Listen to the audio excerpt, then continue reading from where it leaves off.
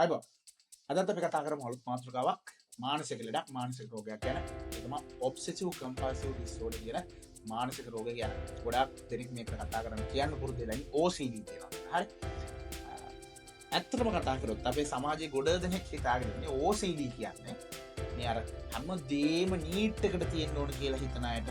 හැමදේම අර තියන්න ඕන තැන පිළිවෙලට තියන්න ඕන නැත්තම් බෑ කියලා අර හිතන මිනිස් කොටසක් ඉන්නවා. එයාලට OCD කියලා. ඒක තමයි OCD කියන්නේ වගේ හැඟීම තියෙනවා. අහලා තියෙනවද? මේ යන හැමදේම හරි පිළිවෙලට තියෙන්න ඕන. එයාට OCD ද කොහෙද කියනවා? අහලා තියෙන ඇති නේ. හරි. හැබැයි අපි යථාර්ථයට රියැලිටි එකට ඇවිල්ලා බලනොත් OCD කියන්නේ ඇත්තටම එයාගේ ලොකු වෙන කතාවක්. හරි. ඒක නිසා අපි අද කතා කරමු මේ වීඩියෝ එකේ. මොකක්ද මේ OCD කියන්නේ? මොකක්ද මේ OCD වෙන රෝග ලක්ෂණ? OCD එන්න හේතු මොනවද? සහ කොහොමද අපි මේ OCD කියන එක මැනේජ් කරගන්න ඕනේ. හරි. එහෙනම් ඔයාලා අදත් සාදරයෙන් පිළිගන්නවා. ඔයාලට සෞඛ්‍ය අධ්‍යාපනය, සෞඛ්‍ය දැනුම, ලෙඩ රෝග තේරෙන සිංහලෙන් සරලවම කියන දෙන ඔයාලා YouTube channel එකට. හරි. OCD කියන්නේ ඇත්තටම chronic mental disorder. ඒ කියන්නේ දීර්ඝකාලීනව පවතින මානසික ආഘාතයක්. එතකොට මේකෙදි මේක තියෙන ලෙඩාට ඔබ්සෙෂන් උත් වෙනවා. ඔබ්සෙෂන් කියන එකේ සිංහල තේරුම උමතුවක්. මොකක් හරි ආසාවක්, හරි ඩිසයර් එකක් තියෙනවා. හරි. උමතුවක් මොකක් හරි දෙයක්. කම්පල්ෂන් කියන්නේ ඒ උමතුව හේතුකටගෙන හරි මොකක් හරි වෙන දෙයක් හේතුකටගෙන බලකිරීමක් හේතුකටගෙන මොකක් හරි ක්‍රියාවක ඔබ්සෙෂන් එකක් තියෙනවා, කම්පල්ෂන් එකක් තියෙනවා. මේ දෙකම මේ ලෙඩේ තියෙන කෙනෙකුට අත්විඳින්න වෙනවා. හරි. එතකොට ඔබ්සෙෂන් කියන්නේ අපිට එන සිතුවිල්ල, අනවශ්‍ය සිතුවිල්ල සහ ඒක පුනරාවර්තී වෙනවා. ආයෙම එන සිතුවිල්ල. හරි. ඒ සිතුවිල්ල මත ඒ සිතුවිල්ල මත මොකක් හරි අපිට බයක් ඇති වෙනවා. හරි. දැන් හිතන්න ගින්දරගේ ගිනි ගණේ ඔයා ගෑස් එක දානවා, උයනවා. හරි. ගෑස් එක දාලා උයලා හැබැයි ඔයා ගින්දරට බයයි. ගිනි ගන්නවට බයයි. එතකොට ඔයාගේ ඔබ්සෙෂන් එක තමයි අර බය තමයි, බිය තමයි මොකක්ද?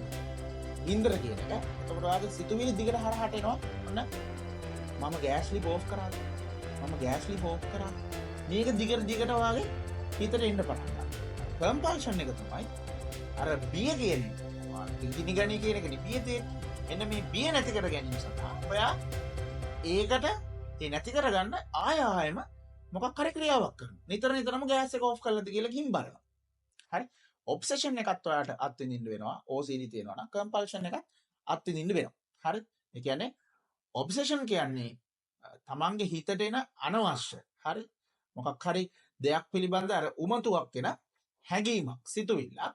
කම්පල්ෂන් කියලා කියන්නේ ඔයා ඒක හේතු කොටගෙන ඇති වෙන බිය නැති කරගන්න අර තමන් දන්නවා තමන් මේක ඕෆ් කරා කියලා. හැබැයි බයයි. ඒක නැති කරගන්න ඔයා දිගට හරහටම ආයෙම කරන ඇක්ෂන් එක, ක්‍රියාවලියට අපි කියනවා, චාරිත්‍රයක් වගේ අර කරන ක්‍රියාවලියට අපි කියනවා කම්පල්ෂන් එක කියලා. මේක තමයි ඔබ්සෙසිව් කම්පල්ෂන් ඩිසෝඩර් එකේදී ඔයාට අත්විඳින්න වෙන දේවල්. ඔබ්සෙෂන් සහ කම්පල්ෂන්. දැන් මේවට උදාහරණ ඕන තරම් කියන්න පුළුවන්. හිතන්නකො කෙනෙක් නිතරම අත හොදන.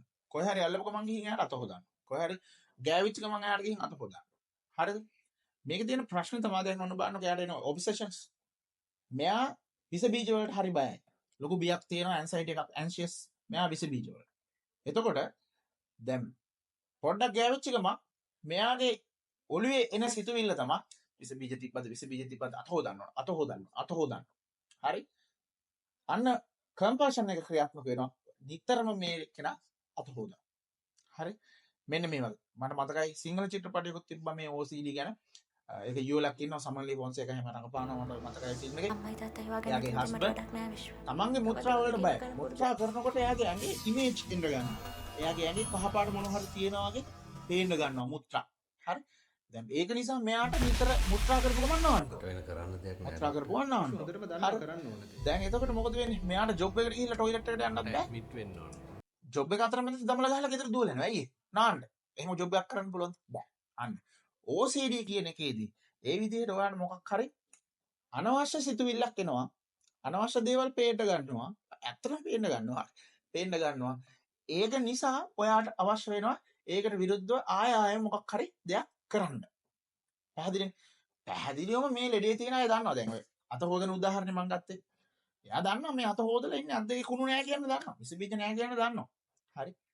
හැබැයි ඒ දැනත් එයාට මේ ලෙඩේ හේතු කරගෙන ආයෙම අත හොදන්න වෙනවා. බලකිරීමක් ඇතුලේ ඒක අත හොදන්න වෙනවාමයි. එහෙම අත හොදන්න තු යාට ඉන්න බෑ.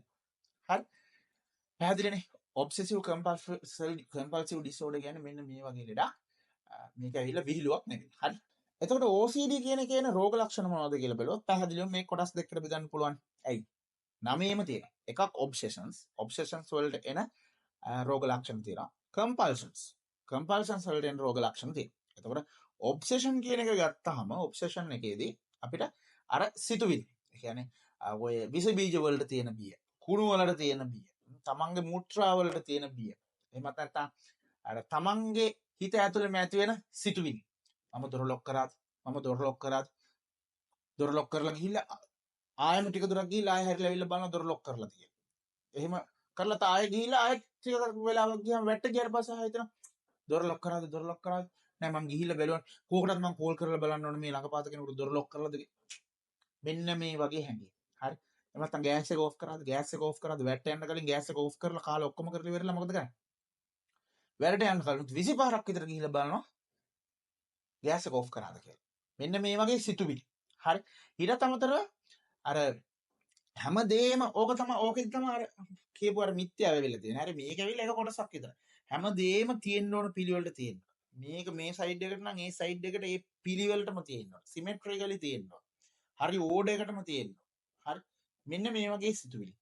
ඊට අමතරව හැම වෙලේම අර නිකන් ටැබෝ තෝට්ස් එන්න ගන්නවා. ඒ කියන්නේ අර ඇත්ත ලෝකේ නැති තමන්ට මේ තමන් ගැන මෙයාලා මෙහෙම මෙතන කතා වෙනවා ඇති.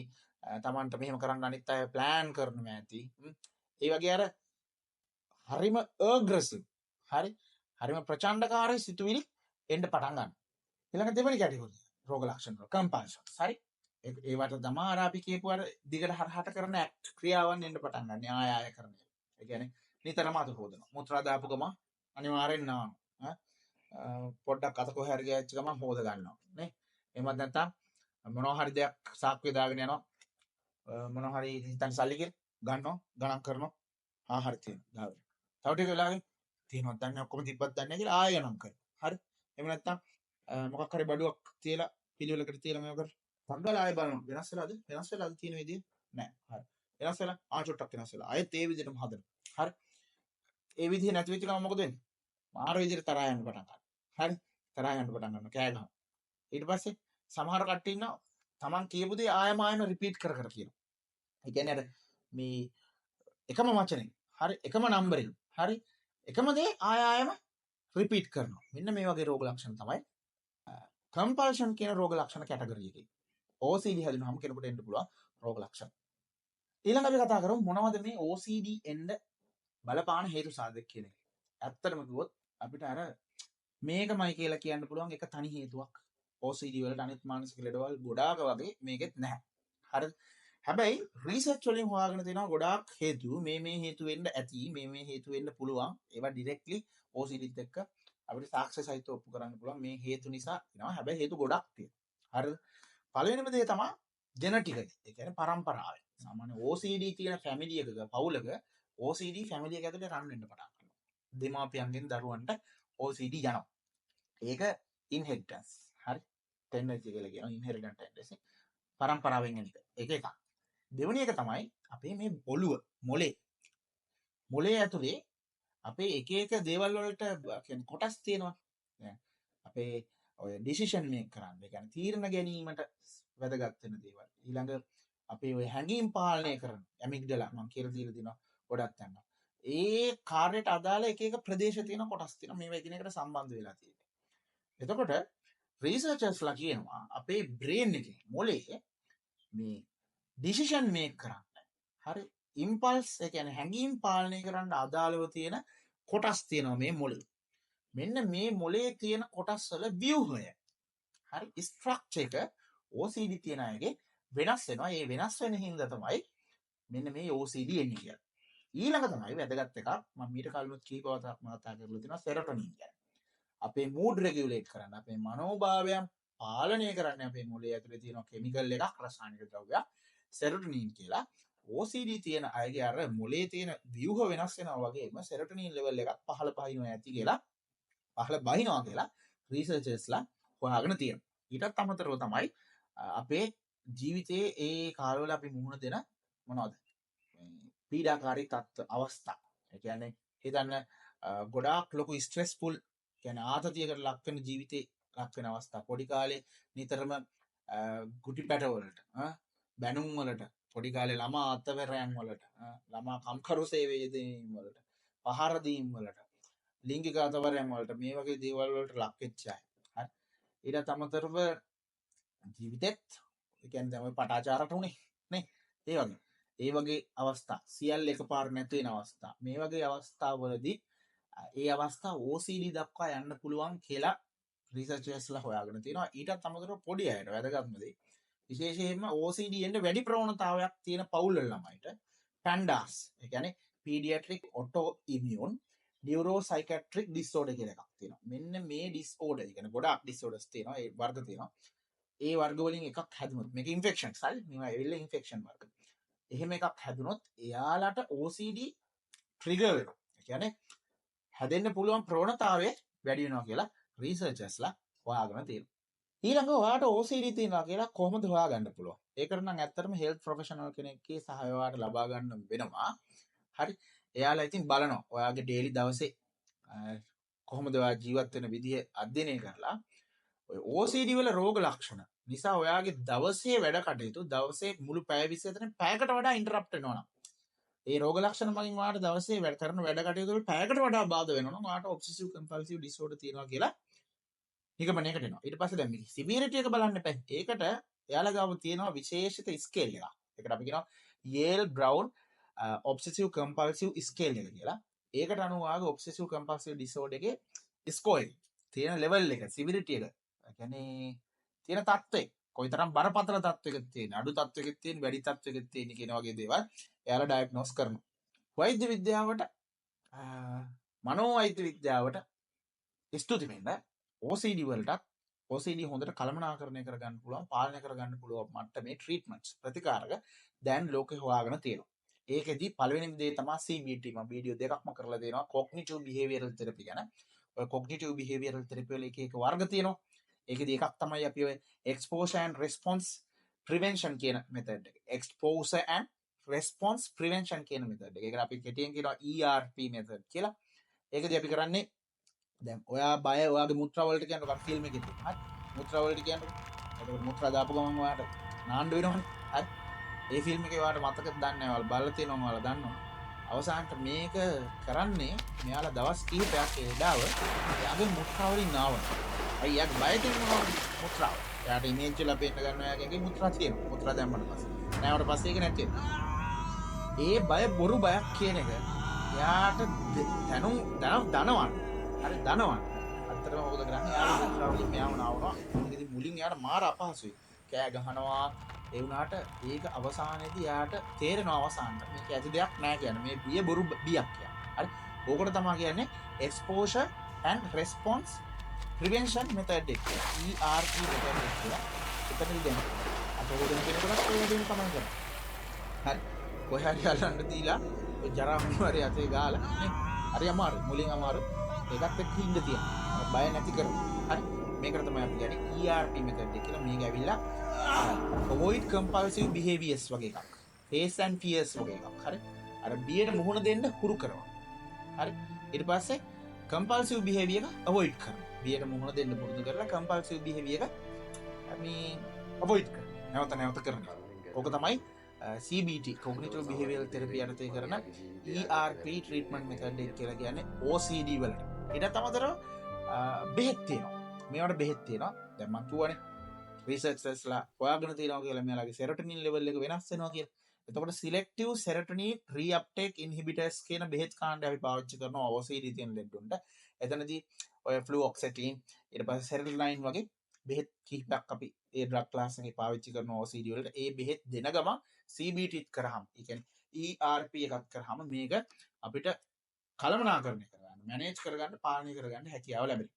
ඊටත් අමතරව ඉතින් මේක කළමනාකරණය පාලනය කරගන්න ඔය බෙහෙත් CBT ගන්නවා වගේම ඒ අතරේ අපේ ලයිෆ් ස්ටයිල් චේන්ජ් කරගන්න ඕන. අපේ ජීවන රටාව වෙනස් කරගන්න ඕන. ඊට අමතරව අපිට ලැබෙන සපෝට් එක අපි හදා ගන්න ඕන. අනිත් අයත් දැනගන්න ඕන OCD තියෙන කෙනෙකුට හොඳ සපෝට් එකක් දෙන්න. යාගේ මේ තියෙන ප්‍රශ්නේ මගහරවගෙන යාට හොඳ ජීවිතයක් ගත කරන්න.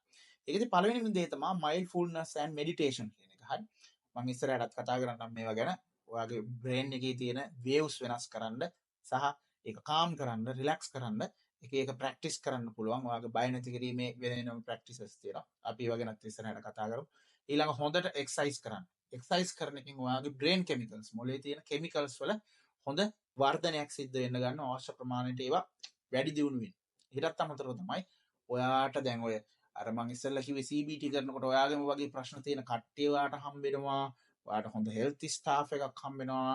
ඊටත් අමතරව ඔයාගේ ඔෆිස් එකේ අයත් දැන් මේක දැනගන්නවා මේ විස්තරත් එක්ක මෙයාලත් එක්ක හොඳ ඕපන්ලි කතා කරන්න මෙයාලත් එක්ක හොඳට ෆ්‍රෙන්ඩ්ෂිප් එක තියාගන්න එයාලගෙන් උදව් ගන්න මේකට ඔයා විවෘත වෙන්න ඕන. හරි ඔයා විවෘත වෙන තරමටම තමයි මේක ඔයාට මග හරව ගන්න හැකියාව ලැබෙන්නේ. ඊළඟ වැදගත්ම දේ ERP ගන්න බය වෙන්න එපා කියන එක.